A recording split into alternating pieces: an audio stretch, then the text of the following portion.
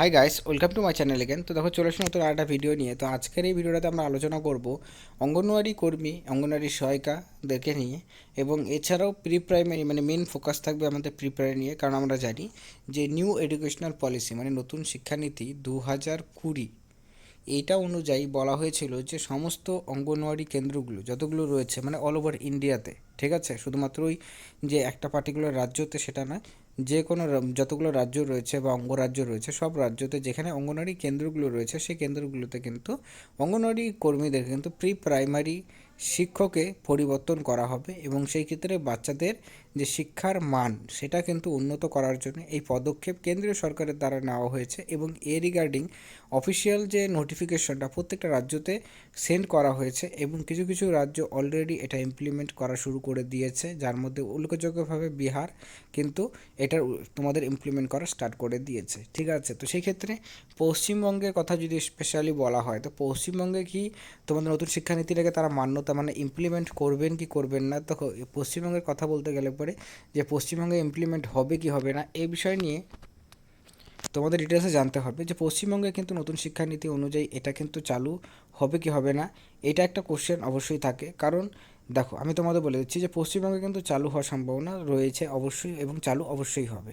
কারণ আমরা দেখেছি রিসেন্ট টাইমসে যে কলেজের ডিগ্রিগুলো যেটা আগে 3 বছরের জন্য হতো, এখন সেটাকে বাড়িয়ে 3 বছরের জায়গায় 4 বছর কিন্তু করা হয়েছে। মানে এই রিসেন্টলি 2024 থেকে কিন্তু গ্র্যাজুয়েশন যে ডিগ্রিটাই রয়েছে সেখানে বিএ বা অনার্স হোক না কেন, সেখানে কিন্তু এখন থেকে 4 বছর করে করা হয়েছে, যেটা নতুন শিক্ষানীতি অনুযায়ী বলা হয়েছে। তো সেই দিক দেখতে গেলে পরে পশ্চিমবঙ্গের নতুন শিক্ষানীতির কিন্তু ইমপ্লিমেন্টেশনটা যেটা সেটা কিন্তু চালু হয়ে গেছে। তো সেই ক্ষেত্রে কর্মীদেরও এটা চালু হবে, হ্যাঁ, যদিও কিনা এখন ইলেকশনের সময়, যার জন্য এই সময়টাতে কিন্তু এটা চালু হওয়ার সম্ভাবনা একদমই নেই যে তোমাদের এই ইলেকশনের সময় চালু হবে, সেটা কিন্তু নয়।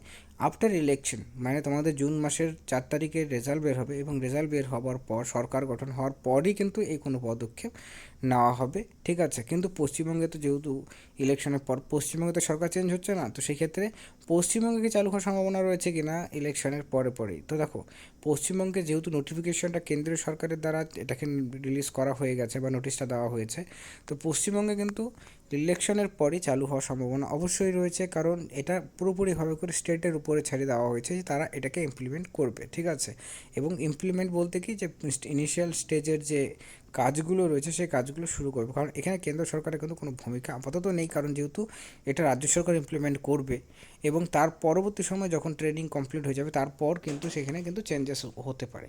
তো সেক্ষেত্রে কবে হবে এবং 6 দিনের ট্রেনিং হবে, এটা আমি তোমাদের আগেও জানিয়েছিলাম যে এখানে 6 দিনের ট্রেনিং কিন্তু কর্মীদেরকে করতে হবে। এবং এখানে একটা বিষয় তোমরা জানিয়েছিলাম যে 45+ মানে 45 বছরের উপরে যে সমস্ত অঙ্গনওয়াড়ি কর্মীরা রয়েছেন তাদেরকে কিন্তু ট্রেনিংটি আগে করানো হবে, কারণ যেহেতু তাদের অভিজ্ঞতাটা বেশি রয়েছে, তো সেই ক্ষেত্রে তাদের কিন্তু করানো হবে। তার মানে এটা নয় যে বাকি যে কর্মীরা রয়েছে তাদের ট্রেনিং করানো হবে না, সমস্ত কর্মীদেরই কিন্তু ট্রেনিং এখানে করানো হবে। এবং এই ক্ষেত্রে 45 বছরের উপর যেহেতু একসাথে এতজন কর্মীদের কিন্তু ট্রেনিংটা সম্ভব নয়, এর জন্য ধাপে ধাপে কিন্তু এই ট্রেনিংটা স্টার্ট হবে, যেখানে 6 দিনের করে ট্রেনিংটা হবে, ঠিক আছে।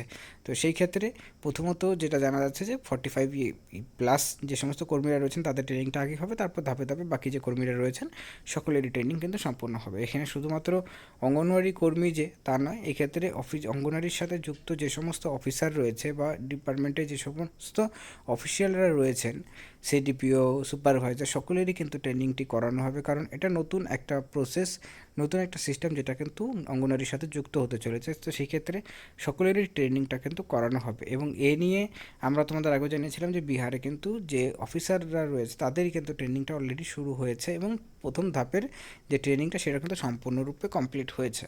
সেখানেও কিন্তু ইলেকশনের পর বাকি যে অঙ্গনওয়াড়ি কর্মীদের ট্রেনিংটি সেই ট্রেনিংটি শুরু হতে চলেছে। তো যাই হোক, এটা ছিল আপডেটটা। এবং এটা কবে শুরু হবে, এটা কিন্তু তোমাদের পুজোর আগে আগে শুরু হওয়ার সম্ভাবনা রয়েছে, যদিও কিনা ইলেকশনের পর এটার স্টেপটা তোমাদের কাজটা কিন্তু শুরু হওয়ার প্রবণতা রয়েছিল, কিন্তু সেটা তোমাদের পুজোর আগে আগেই শুরু হওয়ার সম্ভাবনাটা রয়েছে। তার কারণ ইলেকশনের পরই সেটা শুরু হওয়ার সম্ভাবনা থাকলে বড়ও কিন্তু সেটা এখনই ইমপ্লিমেন্ট হচ্ছে না। আর দ্বিতীয়ত রইল যে এটা হওয়ার পর কি বেতন 18,000 টাকা করে হওয়ার সম্ভাবনা রয়েছে, তো সম্ভাবনা অবশ্যই রয়েছে, কিন্তু এখানেও একটা কন্ডিশন রয়েছে যে শুধুমাত্র ডাইরেক্টলি প্রি প্রাইমারিতে করলে পরেই কিন্তু যে 18,000 টাকা বেতন হবে সেটা নয়। সেই ক্ষেত্রে কোনো একটা নতুন নিয়ম যদি সরকার নিয়ে আসে তাহলে পরেই কিন্তু সম্ভব রয়েছে, আদারওয়াইজ কিন্তু এখানে সরাসরিভাবে করে বেতন বৃদ্ধির সম্ভাবনাটা একদমই মনে করো খুবই কম রয়েছে প্রবণতা। তো যাই হোক, এই আপডেটগুলি ছিল আজকে ভিডিওটি দেখার জন্য অসংখ্য ধন্যবাদ।